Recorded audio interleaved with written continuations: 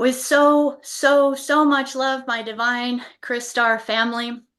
It is absolutely incredible to get to share this sacred space with Leslie Shankman again today and to share this transmission that we're going to be talking about of the cosmic arthropods. Leslie, it's so amazing to get to share this space with you today, my dear. Thank you. I appreciate it. Thank you. Same, I can say the same for you. Thank you. I would say that, we've really been feeling so much energy globally. And especially as we get to dive into this cosmic star nation, that we've really been going through massive energies globally of feeling a lot of deception, a lot of lies, a lot of misinformation. It's really gotten to the point that people don't even know what to believe anymore and almost trying to just toss everything out because of being so overwhelmed. One of the things that I think is so amazing is that in kind of the late 90s, so the early 2000, late 90s, we started to get an influx of beautiful Christic wisdoms through the CDT plates. We know that's when the Voyagers books were coming out. But one thing that I find so beautiful is that this was pretty much exactly the same time that the transmissions were coming through for the stellar nations. And I feel like these teachings are giving us the rays of wisdom back from our Syrian crystal templates and libraries that are reminding us not only of our galactic history, who are the players, what is really going on, but giving us our codes back so that we can unravel a lot of the seals, the implants, the deceptions, kind of the mind controls, the don't look what the left hand is doing while the right hand is doing something. And I think this is going to be really, really key for us to be able to navigate, especially since we have seen such an explosion of technology and AI. And all of this is just data dumping even more information onto us, making us even more overwhelmed. And I see this with the Chris Star family almost wanting to just shut everything off. And in so doing, maybe even losing some of the connection to what the beautiful information is coming through. So within this, this conversation, I know we're going to be touching on some of the darker things that have been going on in our galactic history, but what I would love to be able to receive is what was the intent and the purpose? What is the beauty that this technology could actually bring? What was the beautiful intent of the divine behind it? Because it is also the catalyst that is allowing so much expansion in our consciousness right now. So I want to just say, Leslie, thank you again so much for being here. Your wisdom, your beautiful just ray of light that you've been holding a connection to these teachings of the stellar nations, and having been involved with it so long, you truly now are our teacher, our translator. It's such a massive body of work that it's such an honor to receive you here today so that you can begin to help us translate and understand some of these stories a little bit more. So, with that, I want to start first with one quote that you shared with me, if that's okay, and Sure. just dive into really letting you take the floor with this because I'm so honored to hear where you're going to go with the arthropods. But one of the things that you were saying is that there's this energy that the stellar nations framework creates a way to know oneself on a psycho-spiritual level that does offer the opportunity to balance the expression of all the 13 nations. So now this puts us into feeling the incredible sovereignty and self-responsibility and also opportunity. You're saying, I am seeing more how when we use the stellar nations as a system that can provide a basis for identity and knowing of self, this literally can make us able to reclaim the galaxy as an in the inner realms, as we walk amongst the stars again in our true landscape. But that landscape only becomes fully attainable through our own bodies when we move our light body into the body, our body then becomes it becomes our temple. Although we can only do this when we clear out the distorted patterns. Oh, it touched me so much, and I'm sorry if I didn't get all the quotes exactly, but the essence was so powerful and so there. And I really wanted to start today with kind of understanding that we have all of this webs, these networks, these energies, and they are all tied to this divine energy of Naomi within the stellar nations. And I'd love to maybe even just start with what was the divine plan? What was the divine intent for her purpose in creation? Well, we have to start a little bit in a bigger container than that, because the divine intent was to make us, or as cosmic humans, with 13 different forms and frames of experiencing. And the arthropods is one of them. So that we're taking these, we're basically, as I said, the temple or the template that is asked to balance and harmonize all these different ways of experiencing creation. And as I've gotten to know the stellar nations a lot better, embodying them, I realize that each stellar nation is offers kind of a slightly different mix of operating spirit and matter. So I think the overall idea is, if we can understand that we're all 13 of these frameworks, and it's all about us balancing and harmonizing them, that puts us in the in the seat of needing to rise into what the a vision that the creator has for humans, well, as agents, really, of expressions of the creator itself. I feel like we're growing more capacity for the creator to know itself. Mm. But so to answer your question, though, so that I think there's a bigger context. But to the arthropods, this is an interesting. This is the engine of evolution, really. This particular nation, and we'll go through and see why. But it's probably the light and the dark is the starkest here, being that it's the engine of evolution, which is ironic in a way, but not. It's part of the message of how we're learning through this polarity cycle, that we have to go into the depths of the dark to understand the light. And I really like what you said, Becca, one conversation of yours I listened to, and you were saying, why are we getting pushed like this? Why does the council, let this go on? And you said, because we're given the opportunity to go to the root of pulling out the distortion. But yet the distortion is really, it's all an aspect of ourselves. It's all inside. So even though we can, and there may be, this is what I'll be interested in seeing in our conversation, maybe there's other forces, but a lot of the forces that we're projecting as outside are actually just aspects of ourselves that are coming from other angles. Now, the arthropods, why I say they're the engine of evolution is Naomi is she spins the web. It's a special light. I'll get through it. I have some slides to explain things, but she spins these webs of light through everything, every aspect of creation. And what happens is these webs of light pick up information. They're Akashic records, essentially. So they create the book of life, and they create the opportunity for a life review. They work two ways, because the collected information is sent back to the creator so that the creator can have a relationship with us and know what's happening. It also works with information coming back. So ultimately, really, Naomi and this part of ourself is a really intimate connection with the creator. But I won't say it now, but we'll get into the story. There's a huge lapse of this part of ourself for certain reasons. Mhm. And it's very far away from the light and consciousness in this fallen part. Okay,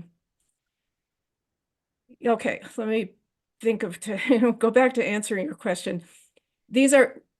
We wouldn't be able to evolve without points of memory and knowing. So this whole idea of creating like a chamber of mirrors is there to help us understand what we are in existence and have some reference point so that we have a starting point to know what our actions are and what our consequences are. It's really incredible training for being a spirit in matter Right. because it's anchoring us in matter. Look, you do this, this is what happens. But ideally, when we have this process over time, it becomes an agent for us to incorporate the lessons and grow with them. And very much like the arthropods, I'm getting ahead of myself. This is going to be in the slideshow, but they're asked to sacrifice at one point, where they give their life to become the light. But in essence, that's a bigger metaphor probably for us. And the arthropods, it's an insect colony, really, right? So there's this aspect of task, task, task. In this case, follow the queen, which is interesting too, because it's a matriarchal thing. And it's the men that are having so much problem with this queen, and they revolt. Um, but it's task, task, task to create this web of light to supply the magma for it, for Naomi. And when you think about it, that's very much like 3D life. Task, task, task. And we get old on that. We need a renewal. And actually, there's a renewal mechanism shown to us in this nation. But we see how deathly afraid we're of that renewal mechanism. So I'm roaming around here. I don't know if that answers your question. Well, and I think you really did touch on it in kind of the statement of that the light filaments are truly like the Akashic Library. It's like recording everything. It is the whole experience of creation is being collected, if you will, within this web that she spins, that she is basically tending to, taking care of, and that all of the beings that work with her are also facilitating this very thing. So, this is really going to dive us deep into how this has a lot to do with communication and misuse of information because truly her light webs are really holding the records of absolutely everything, the ultimate library. Yeah. And they're ultimately also showing us that we're an integrated whole, so that's something to keep in mind. We can always look at these things and all the octaves they play out at, but a high octave is we're an integrated whole. And that's what these records are showing us, and they're connecting everything, and they're showing us that everything is connected. All sentient life has this vibration and it's connected, and the vibrations work together and they inform each other, and there's all these flows with them. But that's what the relationship with creator or creation is, right? If it wants to come through us, and especially if we're moving into more of a fifth dimensional perspective where we're not going to be so busy with the polarity back, forth, it's going to be more of a relationship of creation coming through us. One thing maybe as we start to get started with your PowerPoint too, you know, one of the things I felt was just stood out to me reading that Arthropods chapter is that it literally starts out with Bea and Anako talking about their first connection to Naomi, and that the first connection and the first impulse was whoo to kind of pull back or to even want to pull away, that the form was not something that they were familiar with. And I would say that this is a lot to do with kind of like the fear that a lot of humanity say maybe has to the arachnid or to spiders, that we see a spider. Initially, our first reaction is a lot of times to move away, and that there was an initial hesitation to connecting into this energy field. Yet at the same time, there was a surrender to becoming comfortable, to actually looking past the form and actually seeing the divinity and the beauty of what Naomi was doing and what the Arthropod Nation was doing, and that the Arthropod Nation is necessary. And I know we're probably going to touch on this, but I want to highlight that these are the records. And in some ways, I also see this as symbolic to us having a fear of seeing our past. Mhm. you mentioned this, and I know it's said over and over, the term mirror, that when we really connect to this, it's about being kind of in a hall of mirrors where we are now seeing absolutely every past life review, and that there is three tiers to it, that it can be seen kind of the from the perspective of like, well, this is how you can learn, this is the higher self perspective, but in some ways from the arthropod, the web, the light filament web, it's like the raw truth. It's like Exactly. literally being like, here it is. This is who you, what you did, what you thought, who you were. And I think in a lot of ways, and I'd be curious at your thoughts. How do you feel that corresponds to the fear of even facing this nation? Well, you're actually just going into everything I'm going to go in. Okay, I'm sorry. So that's great. But I do like the point you brought out. When Bay and Nautical first opened to this nation, the first feeling they had, because they enter attunements that would last, they would be taken to one nation at a time by the master delegate. And that was the Antares record. They expanded out to it on Antares. But their first feeling was just a deep premonition of kind of ominous, felt very, very ominous, which is why they immediately worked out shielding. And then later they worked out a shield. We'll do it that they said people can do quickly. Naomi kind of empowered it. But you're right. Then when they actually met her, she was 100 feet tall. She's kind of black. Around her head is like a hairy red gold, tarantula-like. And she confronted them. She said, "What, can you trust me? Are you going to trust me? I'm not an angel. You're used to angels." And Bay said, "Yeah, oh my God." It was kind of like, and then Naomi reached and picked her up 100 feet, and she just felt her contractions and said, "I have to surrender," which she did, which then allowed for this whole journey to happen, as the constant attunements into what this is. And Naomi then took them into her home, which we'll show you. I put it in the slides. But it's right. It is, you brought up a very good point. It's just not something we're that comfortable with. And it's for all these reasons that you started to intimate, and I just have listed too, so we can go over it. Well, I think you mentioned also and that she provided like a prayer and a seal. And if you want to go ahead and start the PowerPoint, I think that would be perfect. Yeah. And we'll start with that for several reasons, because first of all, we want to connect with Naomi, with this nation, and with a deep respect, and it was given for that. But the other reason is what she's basically saying is, yeah, your world is uh, a grid, a false grid, a matrix. And she calls it, let me help you have the anti-grid, meaning anti to the false. So it can be a little confusing. But what we'll do first is I'll put it up and we can start going through it. Perfect. And while you get that up, I would say absolutely the grid, the anti-grid is so key because we really resonate, especially with the term organic, inorganic. Yeah. And I'm just a second. You know how they hide your controls. Okay.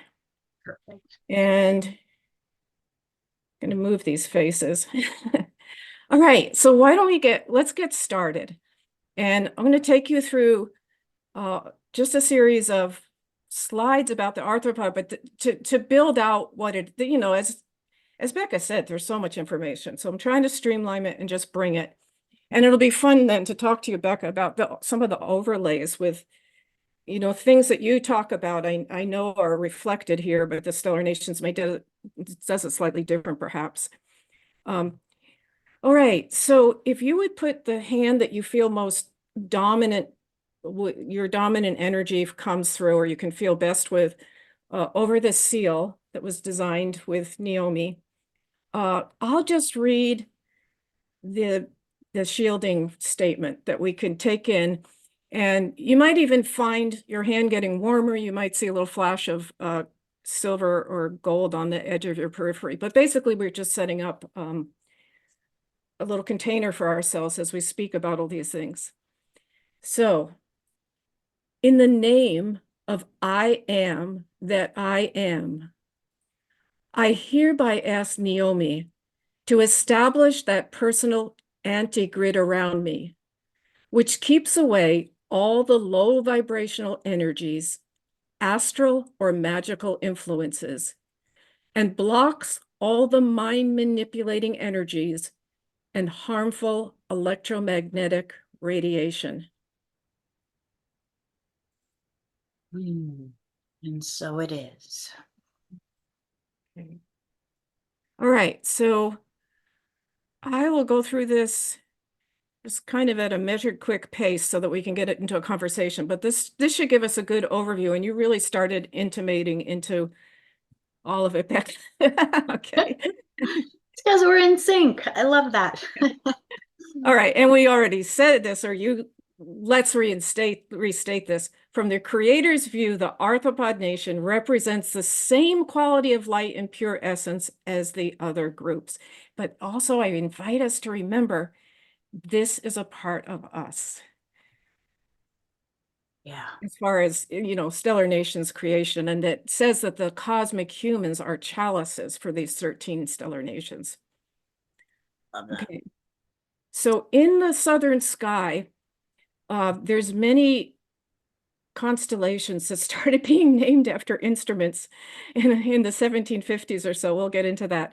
But in the Dorado constellation, there is actually we're at the edge of another small galaxy. And we'll get to that galaxy in a minute. What this is a timeline for one of the Mayan calendars, which basically talks about how we have concurrent layers of consciousness that have been built upon, and they're all going simultaneously. But I wanted to point out that it was 1755 when the planetary underworld came in. So what's happening is we're going from a cell to a mammal to a family to a tribe to a region, then we have a nation. Now 755, our consciousness expands to know that we're on a planet. And part of that is because the industrial age starts. And so there starts all this, trains, locomotives, communication. And that's interesting because that's when all these constellations were named after instruments, just when this was coming in. And it's a very arthropodic type of energy coming in. Dawn of the industrial age with machines rather than handmade. Newton feeling separate pieces, taking us away from the myth of and mystery of life towards the science of life. Also then, 1781, Uranus was discovered. And then interestingly, when Ra later got human design, he said that the shift in human consciousness happened with this discovery of Uranus, and our form went from a 7-centered to a 9-centered way of apprehending our vehicle. And our mutation was in the visual cortex that opened humans from a very specific focus to developing a peripheral and receptive vision, which is actually interesting too, because when you think about the arthropods, what do they have? They have a mosaic eye, like flies. We can remember that see in all these different directions. So I guess what underneath, as I talk about this, I can't help but think about the patterning from this on a higher level, and that it's our job to make it the higher level as we go through some of the harshness of it. So in that Dorado constellation is another peripheral galaxy at the edge of the Milky Way, and it's called the Large Magellanic Cloud. It's near a small Magellanic Cloud. They have I won't go into it, but these have a really interesting relationship. Why it's Magellan, sailing the South Seas, named it when he looked up and saw this. There is a nebula up there that they've got really good pictures of, and they actually named it without knowing anything. This is one view of it, and this is another. Oh, I'm sorry. They named it the Tarantula Nebula. So perfect.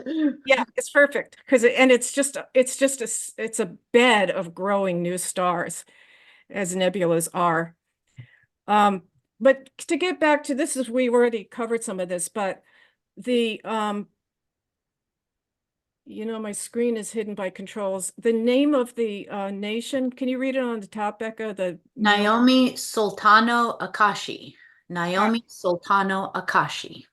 Thank you. So that's the stellar name, but notice right there, there's the Akashi, the whole idea of the Akashic records we already talked about, the gathering of this information. What's creation doing? So they were given the mission to be the weavers and sustainers of the chronicles of life. And the purpose really is to be the eyes and ears of the creator.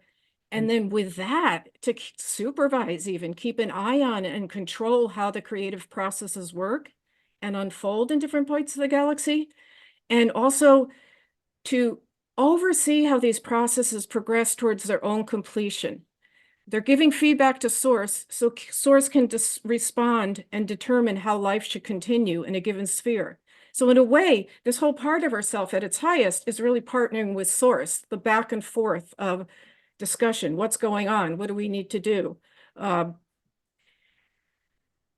it's like the feedback, like the healthy feedback of anything, so that you're really feeling the health, the vitality, where things are happening, maybe what maybe needs to shift or change or Yeah, and it's really like even the idea of the god and the goddess in the stellar nations as the face of the creator has to do with the call and response, creation to creation, the heart, the love dove of the heart, the two sides, they're always working together. They're one, but yet there's a communication between the aspects.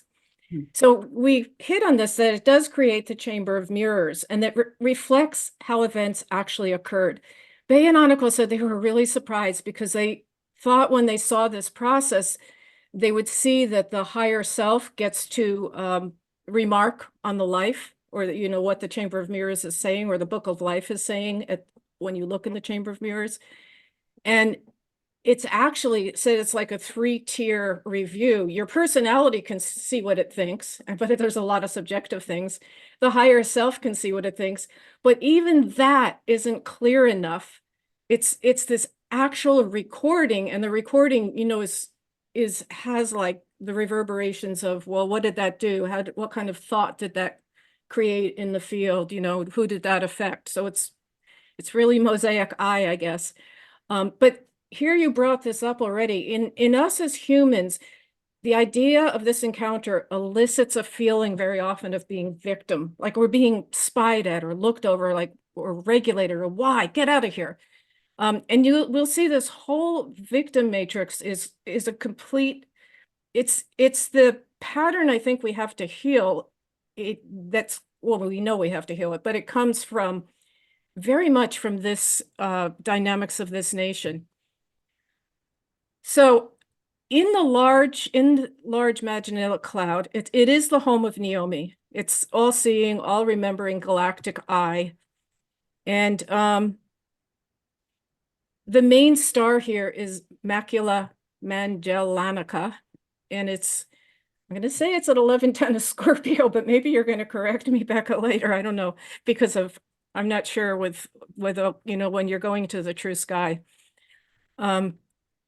So what happened after Bay and Aniko, trusted, Naomi took them in and shared a lot of secrets with them, which is actually really sharing with us because, they're empowered to give us this information. And she showed them there's an absolute incredible storehouse on this star of all kinds of divinely appointed technology. Because what happens is the web goes through everything, and there's certain transfer points in different stars where technologies are used to consolidate information as it goes along the web, for I guess input to the creator. They also said there was an incredibly beautiful cave in here that just had this luminescent inner light, even though it was a dark cave. And then they saw coming out of the cave into the cave, there were these like tram cars coming and going. And this is the busyness of the spider, and particularly the male tarantula. There's 3 different stars up there that have different properties of light than anything that we know of in our science matrix. Um, and this is the light she uses for the web. And the light is, it's kind of interestingly radioactive. It repels and attracts the beads of light that make the web. And it has a sort of radioactivity around it that means it doesn't fall into the gravity field of anything, because it's going through all kinds of levels of creation and levels of matter, but it doesn't fall into a gravity field. So Hmm. it's got a very special property, but this light has to be mined continually from these stars that are connected here. And what they do, the tarantulas then like pour all this light into this pool, the golden pool, and Naomi lays on it to get the strength to make the balls of light. She makes the balls of light, or takes the balls of light actually, and with her spinnerets, she has to throw them out to all the points of the galaxy. And the web doesn't always last. It has to be reconstructed at parts. So this is a very big job for Naomi and very actually tiring. So here, just if you've got an idea of, it's interesting because this is what a spider leg looks like, but It's so you, pretty. yeah, and you could almost imagine, right, what I said about these different beads of light that kind of connect in some kind of property we don't really understand.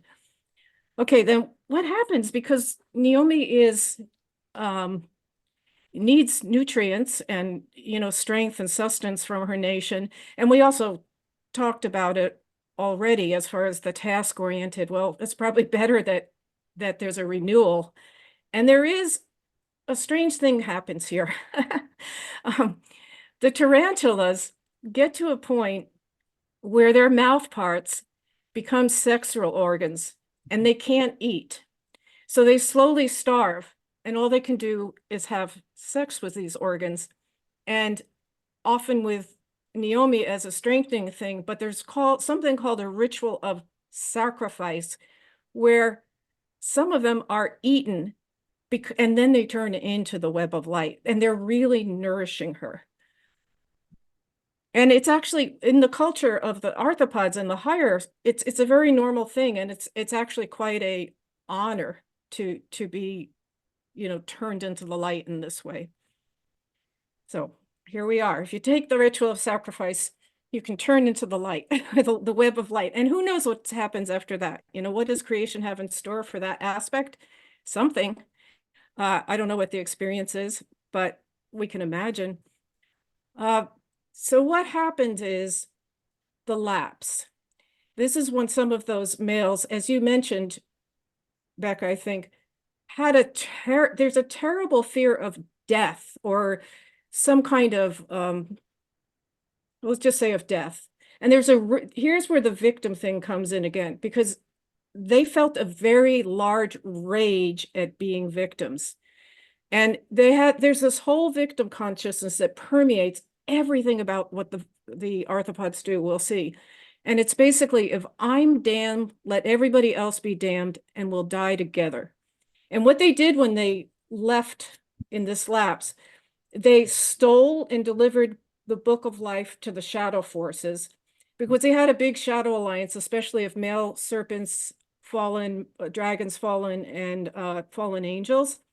And it's sad because these arthropods are trying to gain some kind of status and credibility by having these goods to sell.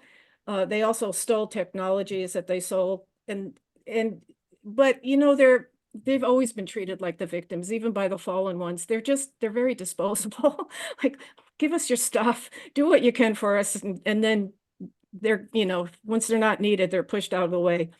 But in leaving, very sadly, they blew up huge points, central points along the web of memories that are key and are really just gone. There's some big, very dark spots where chains of memory don't exist anymore. Okay, I talked about the stars being stellar transfer stations where the technology is used in the right way to put it up to the creator. Bay and Anaco were shown 26 stellar transfer stations. 15 of them are being misused, meaning they're held by they're co-opted basically. And the ones that are the the loudest, and we'll get into this more specifically. But Polaris at 2855 Gemini, it has an orb of 4.5 degrees if you're trying to figure it out around different planets. And Zeta Reticuli at Pisces 2415, which has an orb of 2.5 degrees. Now, Zeta Reticuli, I'll just say, I didn't make a slide on it, but I'll go back for a second. This is like basically deep alliance of the arthropods with the shadow forces living here. This is south of the Magellanic cloud, and especially home with the grays. And so that's a lot of activity that we'll get into. Polaris is our pole star, and Polaris is really hard. It's deeply co-opted, and it's very central to the Earth.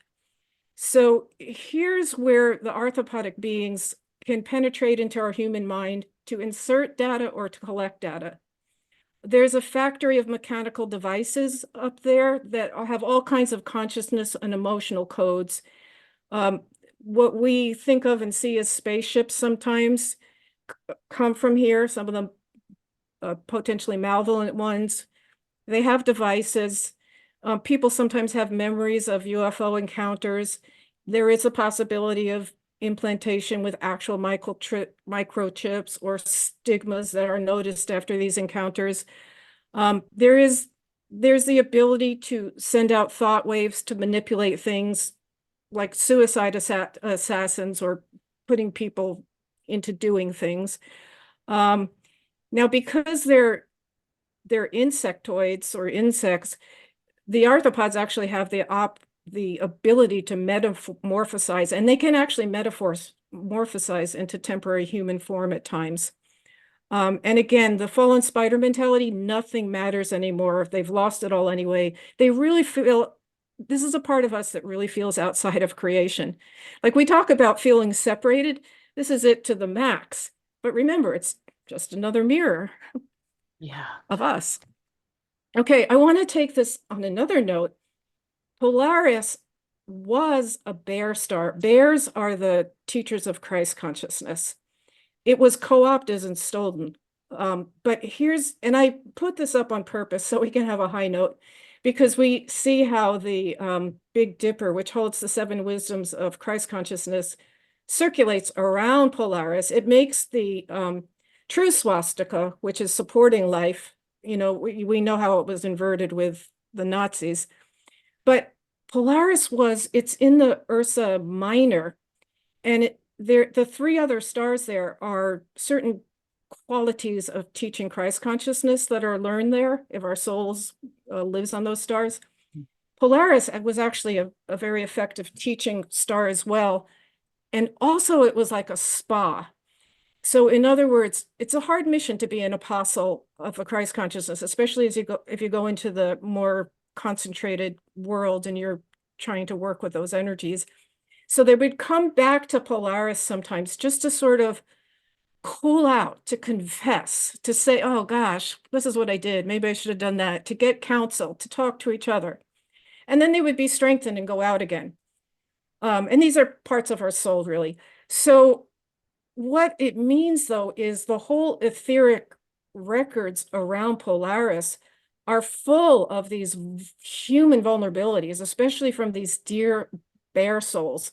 So that just becomes an extra arsenal of what the arthropods can use for mind manipulation. Wow. Now I'm going to show you something really beautiful. Oh no, I'm sorry. I forgot to take the sound off. That was from another. Awesome. What I wanted to tell you. I could let you listen. I wanted to show you, I'll say it real quick. We have the oh good, it's not talking.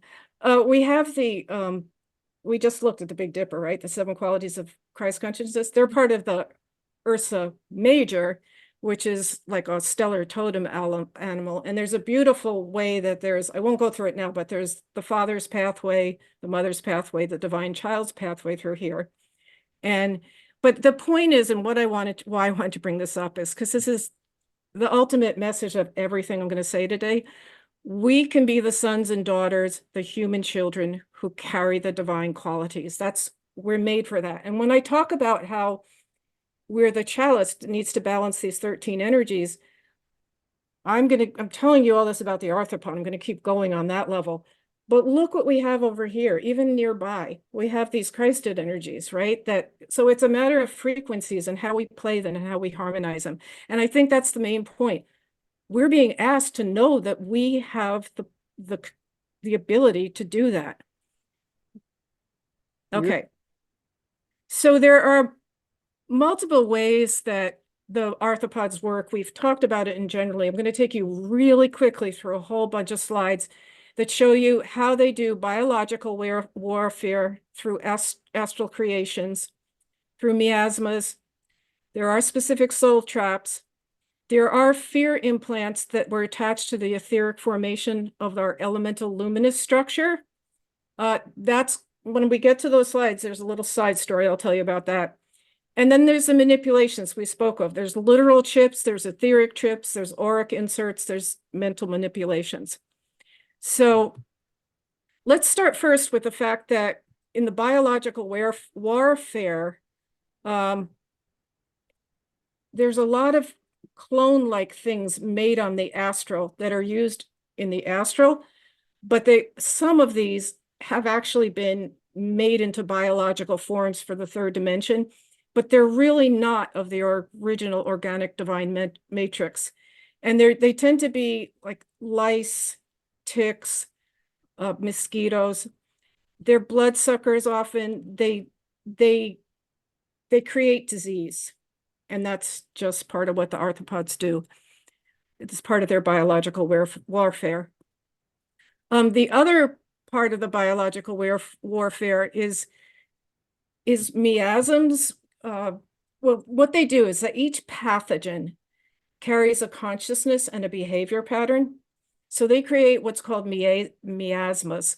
They're polluting and contaminating energy patterns that are held in that pathogen. And then it's integrated into the energy program of the human aura. And it's like having, lines of just kind of black rivers going around with these consciousnesses on them. And they attach into family lines and ancestry lines and karmic lines. And they go from generation to generation as complex behavior patterns. And I'm going to go over them real quickly because you're going to recognize this comes out in our human behavior, and there's reasons for it. Like the scabies ones they often take situations that happen in human situations, and maybe they make them happen, I don't know, but they exaggerate them, and then the trauma of it is part of the energy pattern, and that's what's in the miasm. So the scabies, like if you have a miasma in your family line and you're born with this, you might be prone to skin diseases, weak immune system, feel cold all the time, anemic, drained, depressed, low self-esteem, guilt. This is not the normal human. These are infused patterns. The gonorrhea one is genital urinary problems. There's a feeling of unclean, a shameful stain. There's just this huge hyperactivity that happens to cover inner feelings. When I watch TikToks, I'm thinking like, oh my God, we're all infected with the gonorrhea miasm. It's just like, ah, but it's trying to hide this inner stain. It's a compensation. Syphilis is just an ulcerous energy pattern that consumes from the inside, and it's part of the destructive attitude that nothing matters. I'm decaying. Everyone else should decay. That's the energy pattern of the syphilis miasm. But it's interesting because in homeopathics, they treat this with the tarantula remedy. So that's exactly the tarantula mindset. It doesn't matter. I'm decaying. You have to decay too. Come along with me as a victim. And with homeopathy, we know we've got like curing like. The tuberculosis is feeling locked in, squeezed, suffocated, heavy with burdens, worry, survival feels destructive, dissatisfied, irritable, raging, trying to negotiate with fate. So now you can start blaming things on these miasms, right? But we have to get past them. But Right. it can give us some compassion for our fellow humans. So sometimes when we just get tired of being human and being on Earth, it's like, oh my God, look what we're dealing with. Um, Cancer is interesting because it's a feeling of being weak within, but yet a need to show up and perform very well and live up to expectation. It's huge perfectionism, not knowing boundaries because of that. Um, New miasm started with COVID, and I'm not going to go all into it, but they read into it and got a rather large document on it. And it kind of came out of this feeling of, in our history, a lot of at different times, people have, there's been whole swaths of, of the environment being hard to deal with and dying of cold and survival type of feelings. But the whole COVID is, in essence, that playing on that, left out in the cold, just laying there to freeze by yourself. Nobody's going to come. Nobody's going to touch you.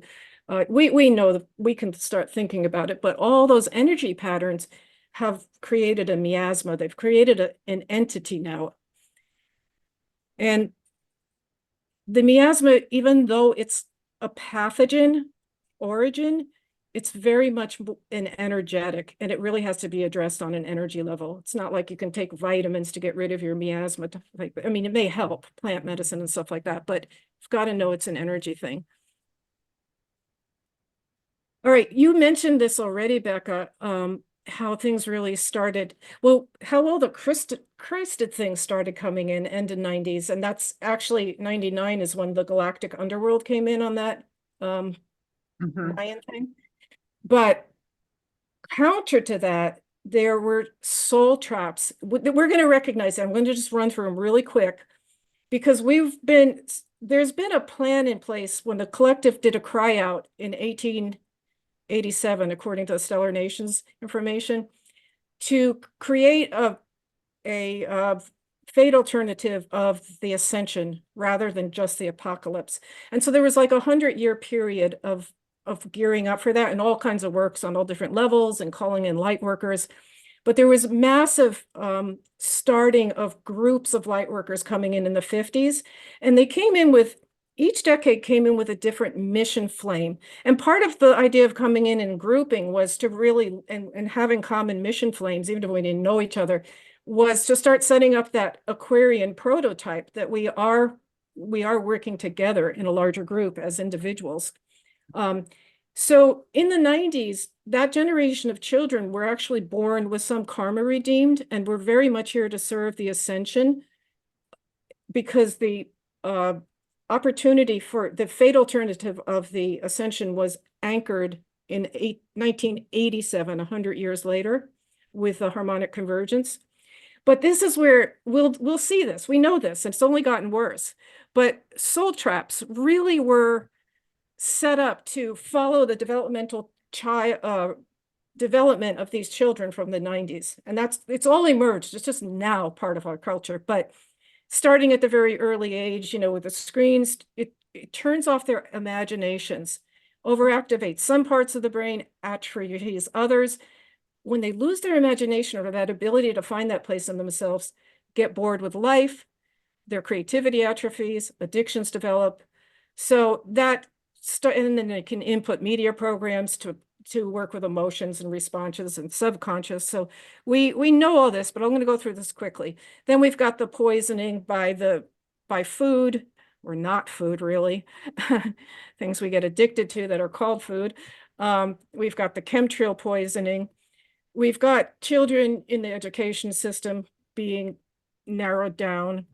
We've got children being pulled into trying substances and also being put on substances. Their behaviors judged a certain way and, they get Ritalin or whatever. So that, remember, this is a generation that was actually born in the cosmic plan or the divine plan to be helping, but it was really targeted and often very co-opted. We've got the screen stuff and the horror things coming in. We've got the whole sexual attack that comes through, and it's even worse now with the whole gender stuff. And so this is following through to being the teens. You get to be late teens, you're supposed to be an adult. If you don't have a place to go in society, you join the military, creates, anger, rage, builds all that up, creates a certain prototype. Or if you get into business, you're working for different values. We're making money for taxation. We're answering our own debt. We're being put in debt. Our corporations are our government, really. We don't have a government. And then our religions are totally co-opted, which is really, really sad because, as I said before, when you have these 13 parts of us, the whole Bear Nation is about opening our heart, the whole Christ impulse that isn't a religion, but is so co-opted by the institutions. And that's happened on a galactic and a earthly level. And that's a big part of the Stellar Nations galactic stories. What happens between the male and female serpents and the bears, and is only exacerbated on Earth through the church and the Vatican. But you mentioned it the other day, all the sex miseries that happen, the sexual perversions and how the feminine is put down. But that's all kind of tied up in a way that it tends to keep us towards, there's a hesitation to go into our heart and open up. We hear of Christ and we think of, it's like a lot of us are like, no, but it's because of a lot of galactic stories too. I talked about before that the fear implants are along the ethereal luminous structure following our chakras. And the idea of this is, Bionicle were shown, and this isn't actually in the Stellar Nations books because they're constantly working with these forces. This is from later. They were shown that when the Anunnaki or the Nibiruonians worked with humans, they wanted slaves, Lulus, they cut our 12-strand DNA into two. But at the same time, they implanted these fear implants. They're like black loops laced around, and they're actually come down with as we come down as an etheric before we get into the body, we're gathering our stellar mantle, all our soul particles as a remembering field that we want around us. It's like our bigger blueprint for this life. But at the same time, they saw actually that at that point, besides cutting the DNA, which cut off our multidimensional consciousness, they made these fear loops, which I'll go over real quickly. But the thing about, there's something that's interesting to realize here. We can say, oh, we're victims of this Nibiruuni influence. We had our DNA cut. But in a lot of ways, this is the karmic come around for us as cosmic humans. Because earlier, if there's time, but at another point in our expression, when we held all the 13 stellar nations, the cosmic human was programmed to think by the creator, here, you have these 13 forms and frames, you're co-creators, go get experiences, bring them back to me. But that whole idea of being co-creators and having all this created a shadow of superiority in the human. And there was a point at which the human pushed out the 13 nations. And it started with the dragons, and probably specifically with the dragons, because humans were given control of the elements, earth, air, water, and fire. But the creator said to the humans, I'm giving these to you for use, but they're your mirrors. If you misuse any of them, you're going to see it in the elements. Now, the creator gave the dragons also control of the elements. And their first they have 8 initiations. 5 of them are in the elements, the first 5. And the dragons are meant to be, they're, very primordially part of us. They're the part of us that's a warrior energy that stands up for divine will and divine order at the highest. And so the control of the elements for them is sometimes they have to move matter, destroy matter, create matter, or worlds. So I think one of the reasons that the human, when it had this superiority, wanted to push out the dragon is this whole idea of I'm in control of the elements. That was part of their thinking. And there is actually a huge, huge war of the elements, which may actually have been why the dinosaurs disappeared and we think there's a crater that hit. I don't know. But apparently there was, the dragons and the humans casting the elements and volcanoes and floods and all this, and ultimately the humans prevailed. But that's in the stellar nations when Gaia just rent her heart and she fell in consciousness a bit. There was a huge opening in the Pacific Ocean and the stellar nations just disappeared into them. And we became humans, empty chalices essentially, that said, we want to discover who we are without these pieces in us, without, what are these pieces? They're not us. But so the idea is when we got cut into the two DNA that just made us kind of be very in matter here, that's a karmic consequence. I mean, it's just something to keep in mind within this story. So very quickly, if I go through and we think of that the Nibiruonians did this, at the root, the fear of life, it's actually the fear of leaving the higher to contract into a body. It creates a real existential fear. Oh, I'm sorry, it's into the body. So that's one aspect of it. There's also the existential fear of life, which is a fear of just subsiding substance. It's a survival feel. How am I going to do this? How am I going to feed myself? So that's what the fear of life means. And it was actually part of that reasoning for putting that in, supposedly, was because the Anunnaki didn't want the humans to overpopulate. And it actually, now for practical terms, if babies sometimes are stillborn or sudden infant crib can sometimes be linked to this fear. When we go to the next is at the root and sacral is a fear of pain, and that's just the mythology of pain for Eve's sin, pain in birth. That's because pain is a great tool of manipulation that's been used forever. And then connected to just the sacral is a fear of loss. And that's kind of setting up the norms that counter our natural intuitive human touch and connection.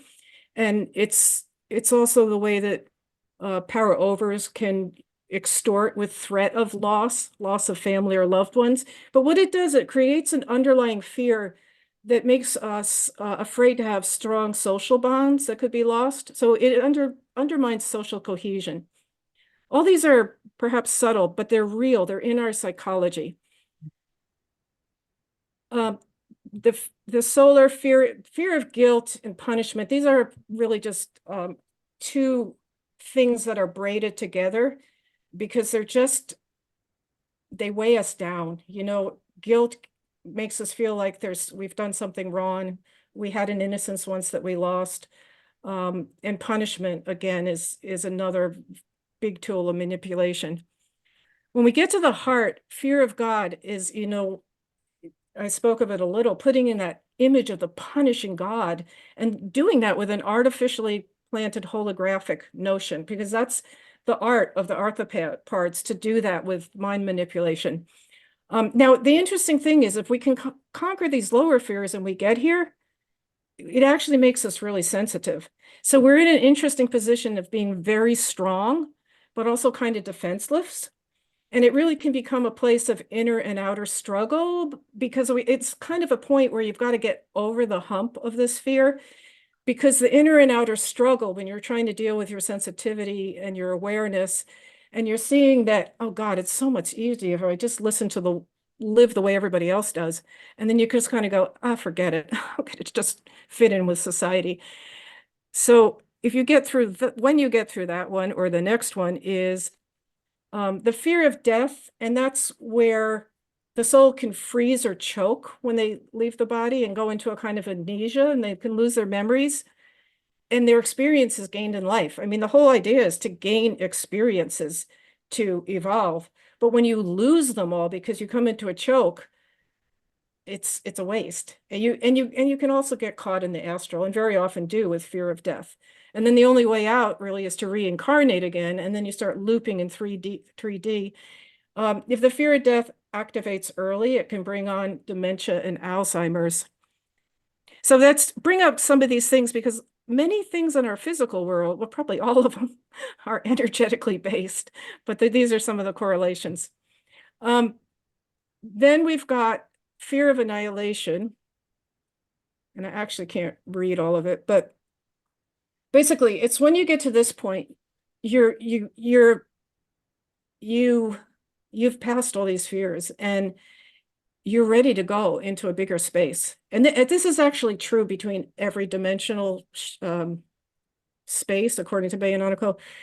There's a space of emptiness, which is a natural gateway between the different dimensional planes. Mhm. And we inevitably travel through it, especially when we ascend to the higher dimensional realities. And it is emptiness. We feel like we're dissolving. So we've got to know that it's not annihilation. It's not really natural to be afraid of that, but it's an implant that can catch the soul here. Okay, you actually alluded to this, Becca, of our fear of arthropods. There is in our human history a memory. There was a planet near the star WEI, which I think is in the Scorpio constellation. So, The planet was another one that had humans on it. But the agreement that the collective consciousness of the humans made with the arthropod nation is that they would both be exploring mutually. And the arthropods were as big as or bigger than the humans. And over time, there just became a clash. They didn't find their harmony. So there was an all-out war. And the humans managed to get rid of the arthropods, like off the planet.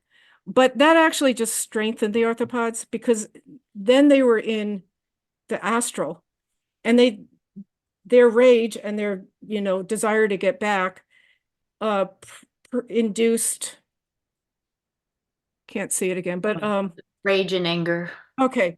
They did in the astral, they set this up against the population. They induced rage and anger in one set of people. And then okay. The top one is they produced a lot of panic and fear in a set of the population. And then they produced rage and anger in another set of the population.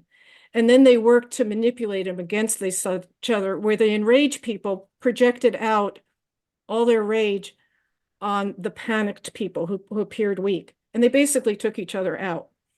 Then they induced sexual nymphomania type behavior in one part of the population, and in another, they induced uncontrolled eating, which created obesity or else anorexia, bulimia. But then this provoked those over-sexualized beings to target and attack the obese and take them out. So they won ultimately, the arthropods. When we came to Earth, supposedly as a human collective consciousness, or I don't know if it's when we came, but in the human collective consciousness on Earth, we held that we didn't want this kind of agreement with large bugs, that they would be small. But we still a lot of times have that innate fear for reasons like this, but also because we may have pacts with some of these fallen ones. And even if we're in this life not really feeling like I don't want this pact, there is sort of a cord that we have to, be aware of and disassociate. So finishing up, I just want to say 1987, three amazing things happened. The supernova from the Tarantula Nebula reached the Earth. Ra-Uru received human design. You remember it was an evening in February, he countered the voice, says, "Are you ready to work?" It was like an 8-day suspension where he was burned through with a human design system. The nebula was noticed. He happened in February. This happened in January. It was noticed in January. It was called 1987A because it was the first one, but it was understood when they traced it all out that it came from the Tarantula Nebula. The light of that nebula was reaching us in 1987. We got the human design system, which really kicked in a sense, in 1781, when our form changed into nine-centered, when Uranus was seen, at least according to Ra. And then in August of 87, we had the harmonic convergence, where enough humans heard that frequency to make different groups. and say, hey, let's converge. So it actually anchored the whole idea of the ascension. Yes, we could move into ascension alternative opposed to just an apocalyptic blow up. And then again, then I just come back to, we've kind of said this already, 99, the galactic started. There's different feelings about whether it was 2012 or 11, but a universal. We're living with all these levels of consciousness at work simultaneous now. In the Mayan calendar, this means that we're ready for something different. You know, there's a new harmonic coming in. And that's why with the quote you read, I mean, I just love when we can take back our territory, the pieces of our soul that live on these stars, and say, hey, that's me. I can walk around in there. That's my backyard. I'm part of that as well as just stuck down here. So that's just a visual of us walking, being the stars. But I do want to say, And well, perhaps it's oh, interesting I forgot to know. I forgot to take the voice off that too. Okay. We did get a model of a human in the person of Jesus, the Christ soul who came in the person of Jesus. Bayonetical were shown that he embodied three spiritual qualities that are the closest to the completeness of divine consciousness. So the angel quality, that's the part of us that are messengers and guardians of the great artwork of divine creation. The cosmic human part of us, we're the universal vessels of experiencing divine creation. And then the Holy Spirit part of us, knowing that we're that everything is joined in a cohesive love power. Now, wouldn't it be nice to think that this web of the arthropods is really just one envisioning of that cohesive love power? But I think really the message we need to take is that's what our job is as cosmic humans. And we're being shown it all the time. Like right now, Ashina, male serpent star, has been on Saturn for such a long time. And it's all about taking the initiation that's analogous to the initiation of being put in the sarcophagus. When, you know, the lid closes, if you have fear, if you can't get through, like just as an example, those fear implants, your body will expire. If you can get through it, you're piercing the darkness with your own light. You realize that you are that light. That's the initiation. And Saturn has been holding that. And we have Algol that's just been out, and I did a video on it, but Algol ultimately is the eighth initiation of the dragon, and it's about being a channel of rebirth. In the divine plan, Algol was actually thought to be an example of polarization, dark and light, and how you can go through a redemptive process, accepting mercy, because that's one of the principles of creation. It's the river that runs through everything. I will always take you back. You can always go back. So Algol is what that eighth virtue is: ruthlessness, taking out of creation that which hurts creation. But what I think we're really being asked to do is ruthlessness is a hard word, but what are we ruthless with? We're ruthless with the thought patterns that pull us into the lower octaves of expression, and especially as shown by the fallen arthropods.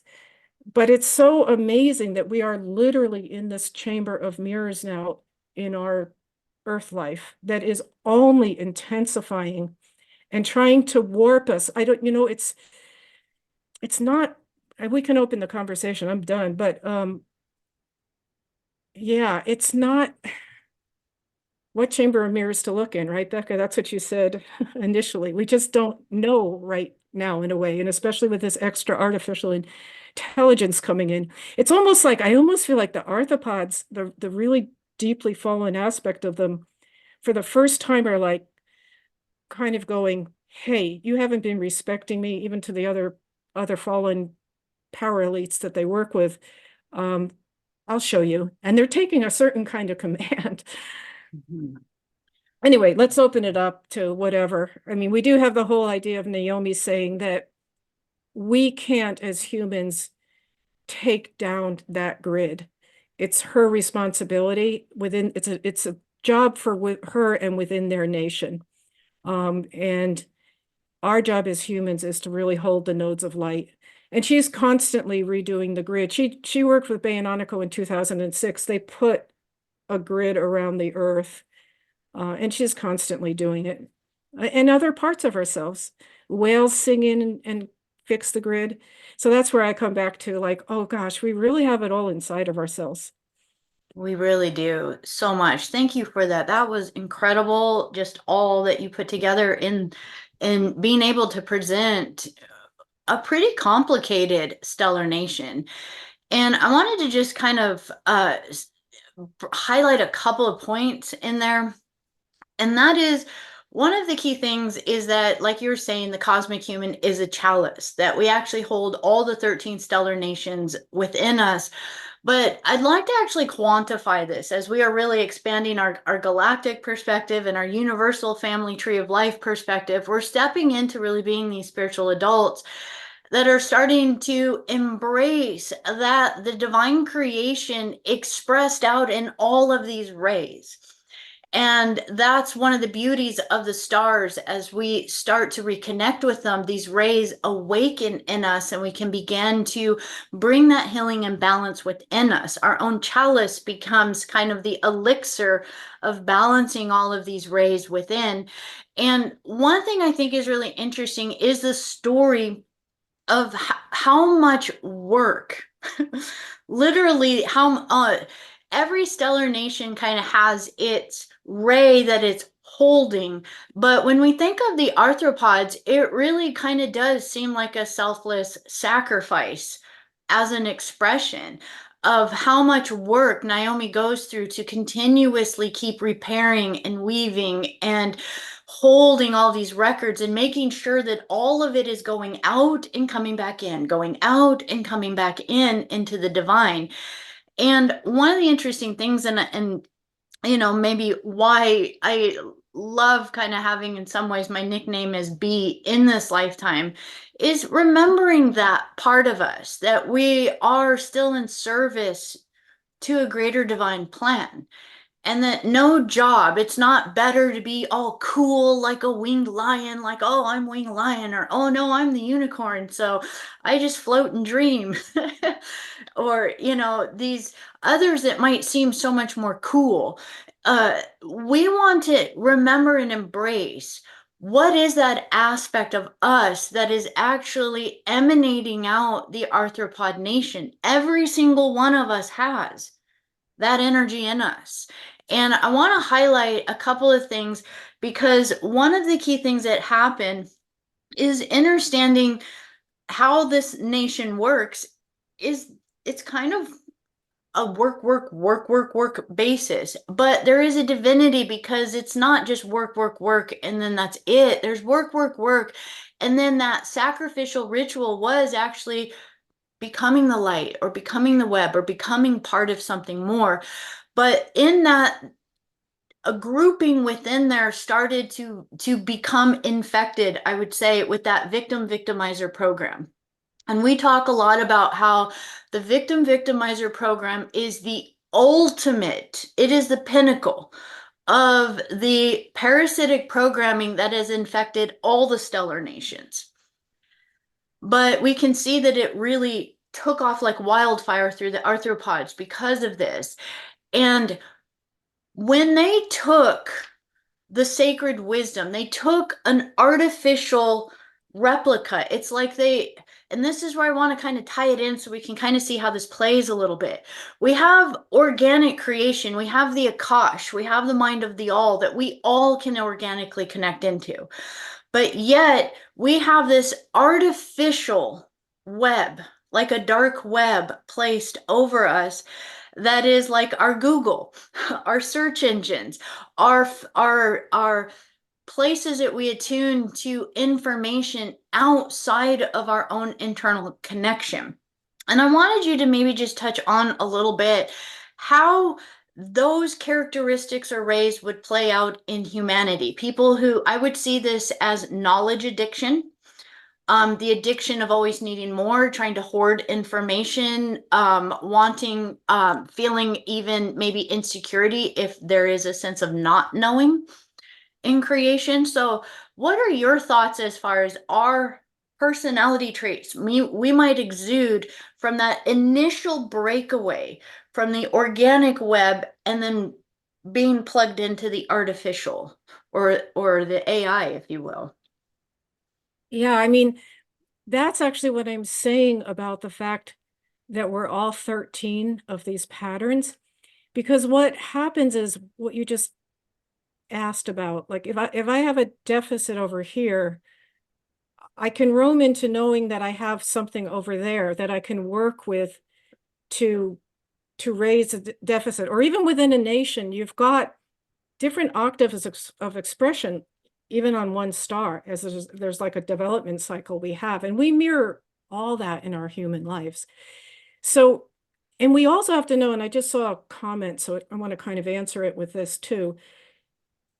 The stellar radiations affect us. They're full of information, but we here correspondingly send back information and development to the stellar rays.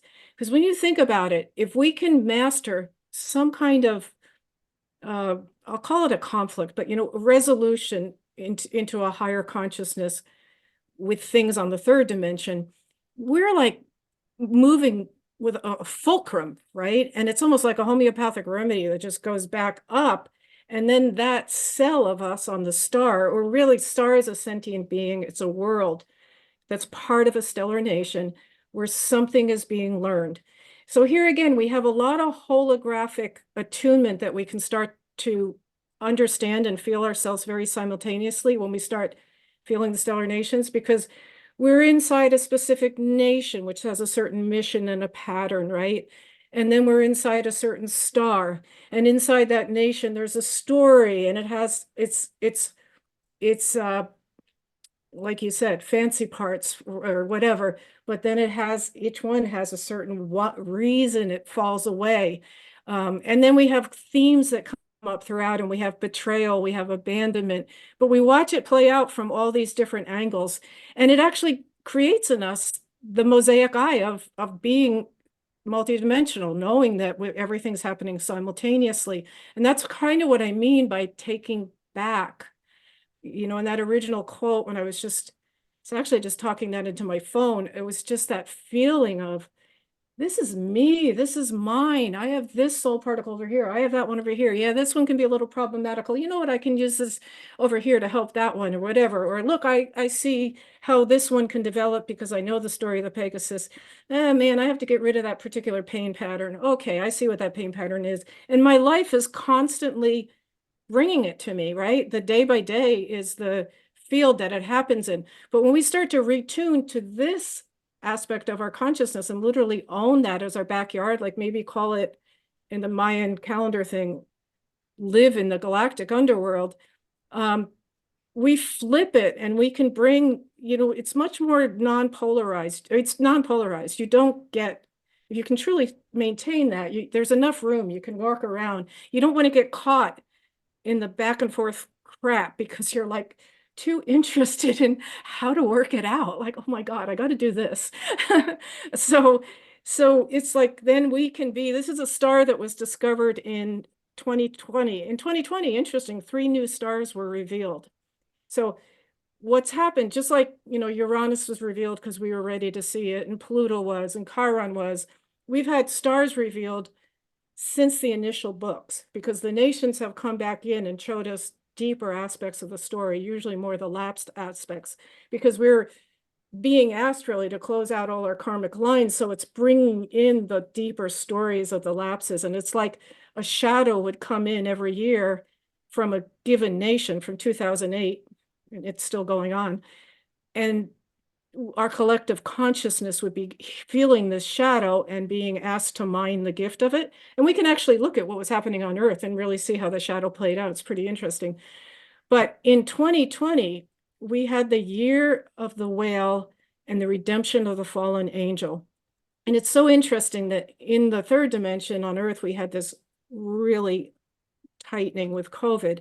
because it was correspondingly a huge bursting out of these fallen angels, and the collective consciousness saw 3 new stars, and that those stars represent the total return back to original fate or destiny that you had made for yourself, alignment with it, and then the ultimate star, Mia Placidus, it's an early Scorpio, is a second seal of destiny.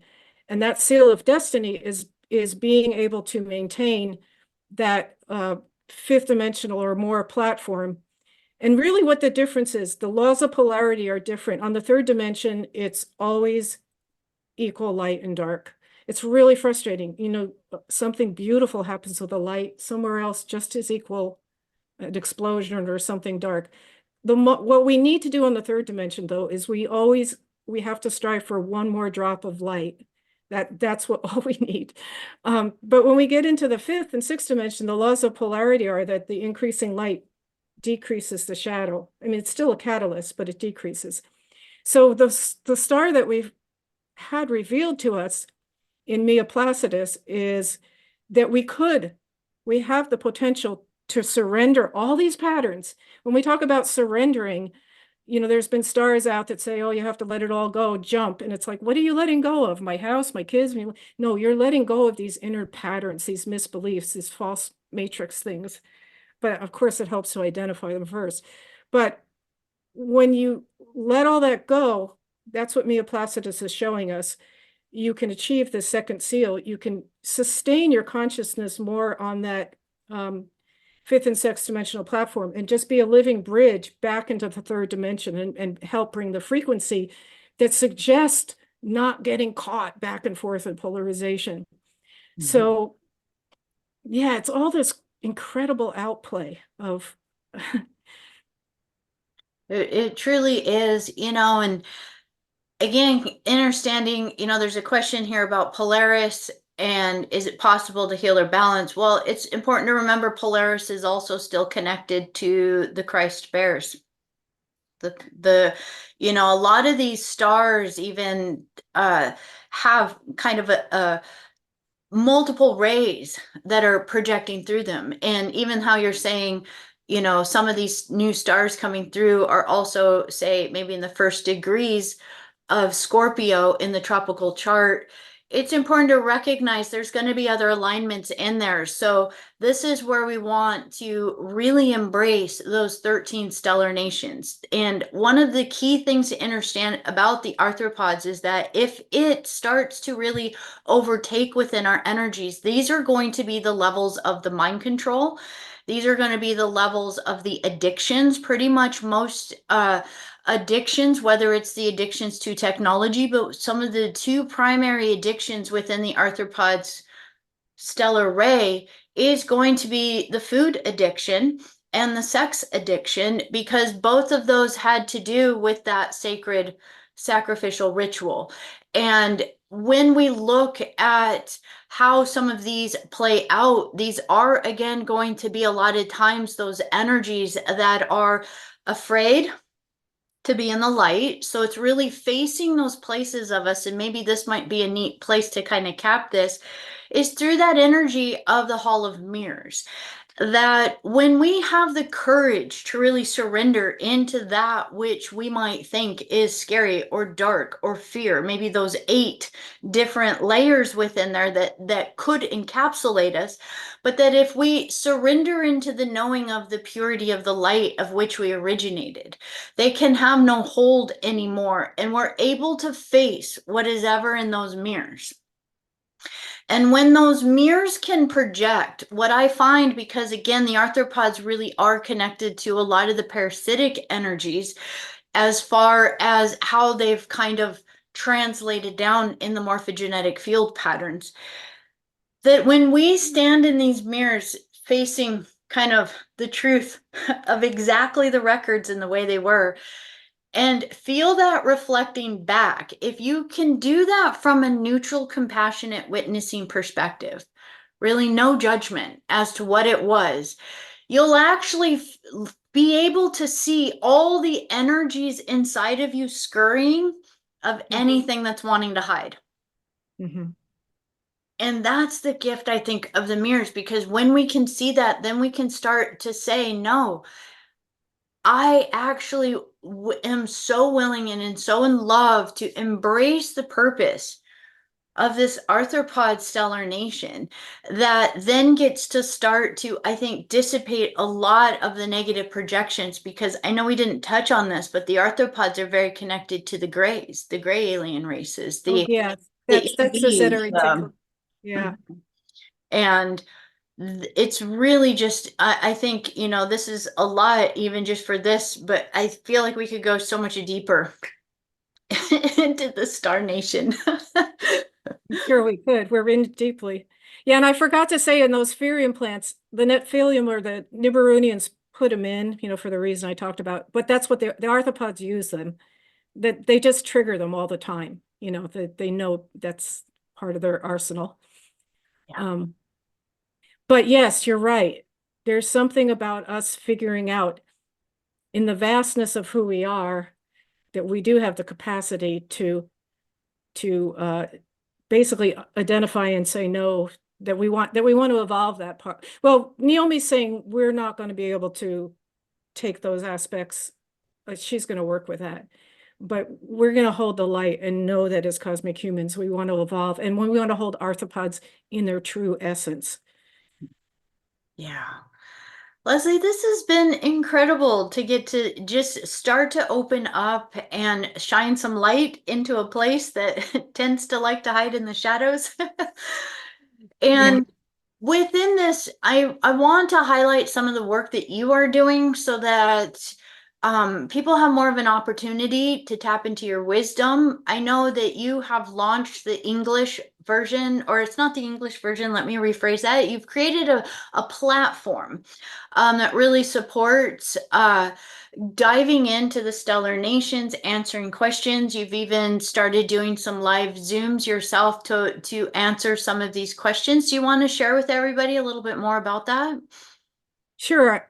For a long time, I just felt to be like a guide and ambassador. I didn't need a website. And so anyway, but it became apparent. It's really beautiful now because people are really waking up quickly to if the stellar nations and wanting to talk about it.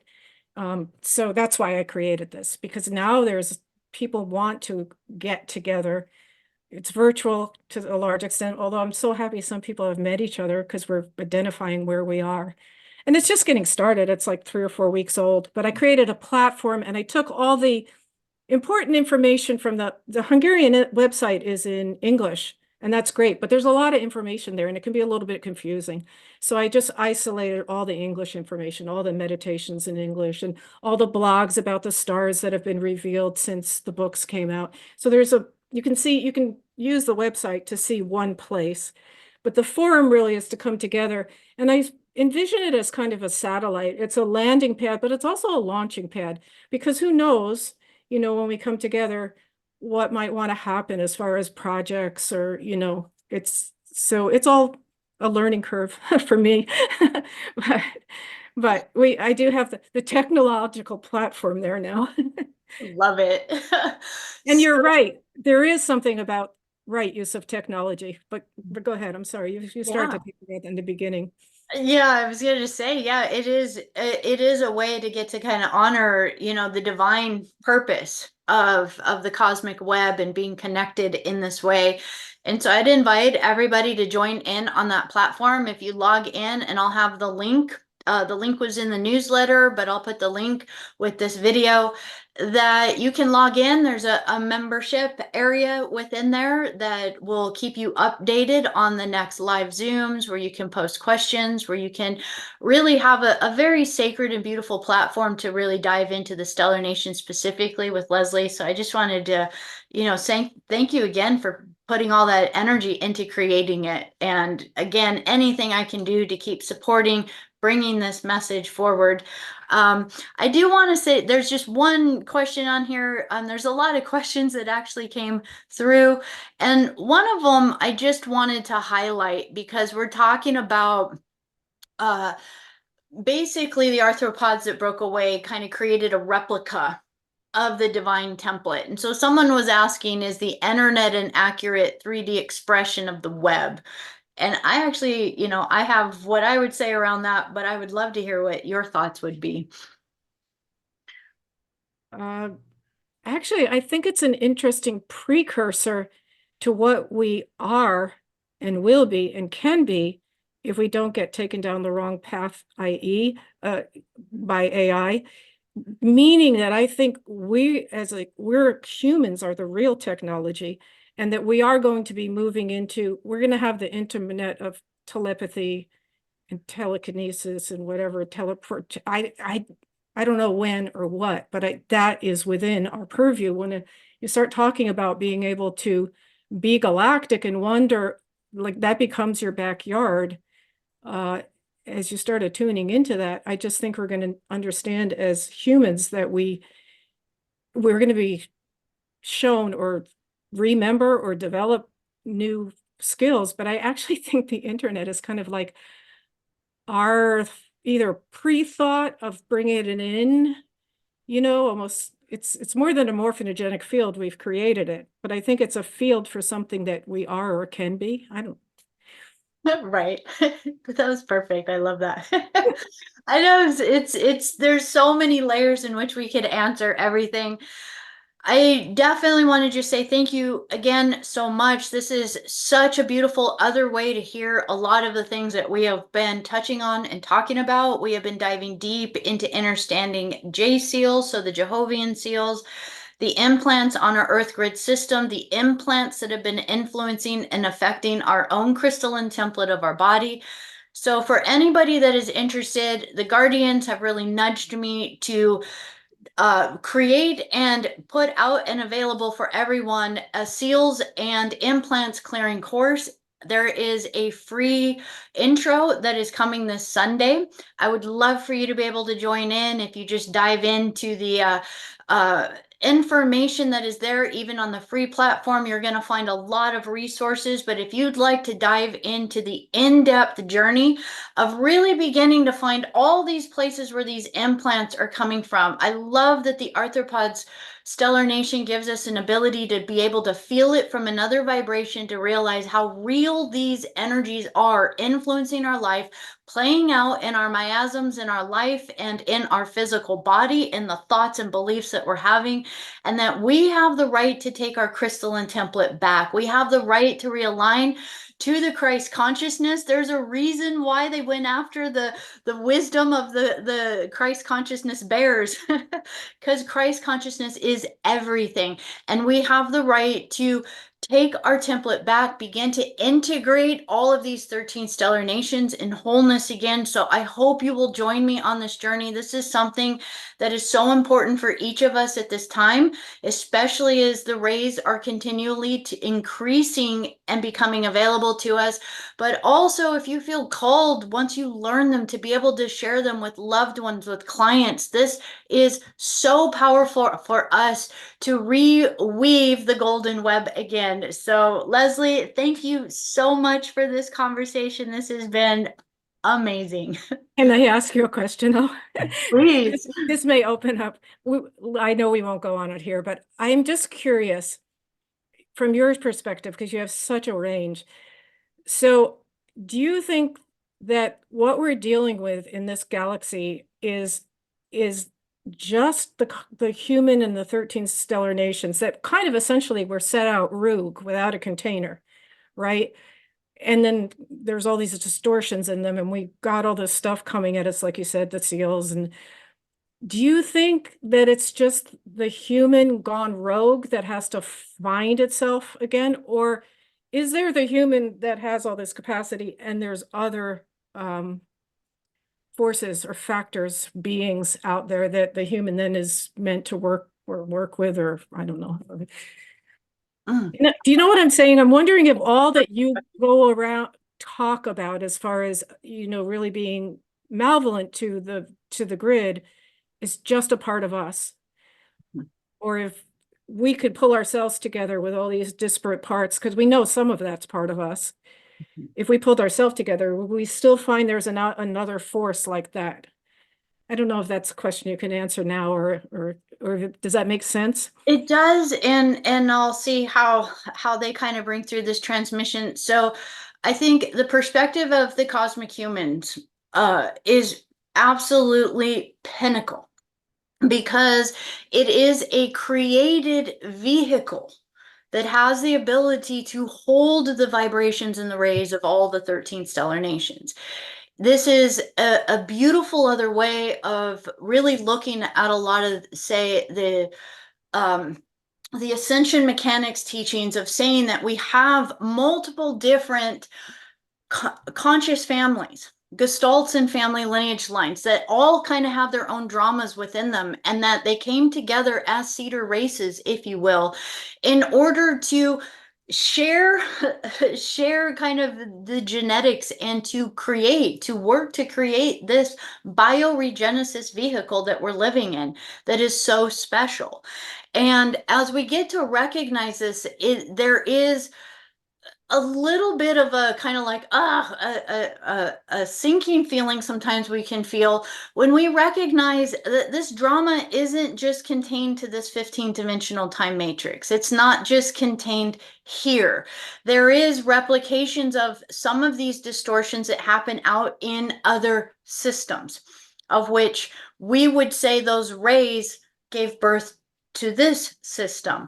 But that is looking at things, again, we have to look at things through a multi-dimensional perspective. And there's something referred to as the core domain worlds, the inner worlds, or the core domain suns. And knowing that when we continuously go inward, inward, inward, inward, we eventually go inward to the point that we connect to the core spark, if you will, the core sun of which all worlds and realms connect to.